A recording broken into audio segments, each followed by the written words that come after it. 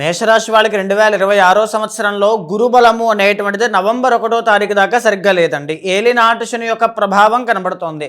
చాలామంది మేషరాశి వాళ్ళు విమెన్ ఎస్పెషల్లీ మెరిటల్ లైఫ్లో ప్రాబ్లమ్స్ అనేటువంటివి ఫేస్ చేయడం కానీ, నరములకి సంబంధించి కానీ, కుటుంబంలో ఉండేటువంటి శత్రువుల వల్ల బాధపడడం కానీ జరుగుతూ ఉంటాయి. ప్రధానంగా చెప్పాలి అంటే మొన్న జరిగినటువంటి పంచగ్రహ కూటమి యొక్క ఎఫెక్ట్ వల్ల మార్చి 15వ తారీఖు వరకు ఎంతో కొంత యోగం అనేటువంటిది మేషరాశి వాళ్ళని కాపాడుతుంది.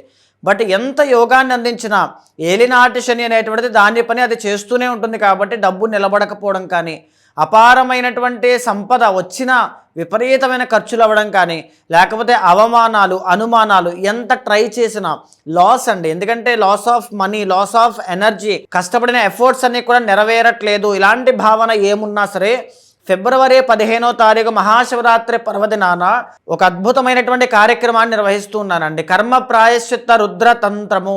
మహాశివరాత్రి రోజు రాత్రి జాగరణతో పాటుగా మహన్యాసపూర్వక రుద్రాభిషేకాలు, లక్ష బిల్వార్చన, కమలాత్మిక హోమము, లక్ష్మీ గణపతి హోమము, రాజశ్యామల హోమము, సుదర్శన హోమము, తర్వాత శ్రీరుద్ర హోమము. ఎవరైతే ఈ యొక్క కార్యక్రమంలో పాల్గొంటారో ముందు సంవత్సరం 2025వ సంవత్సరంలో ఇందులో పాల్గొన్న ప్రతి ఒక్కరూ కూడా ఒక పాజిటివ్ ఫీలింగ్తో శివానుగ్రహాన్ని పొంది వెళ్ళారండి. తప్పకుండా ఈ సంవత్సరం కూడా జరగబోయేటువంటి మహాశివరాత్రి కార్యక్రమంలో ప్రతి ఒక్కరూ కూడా పాల్గొనండి. కింద కనిపించే నంబర్కి కాల్ చేస్తే మా వాళ్ళు మీకు పూర్తి వివరాలు అందిస్తారు.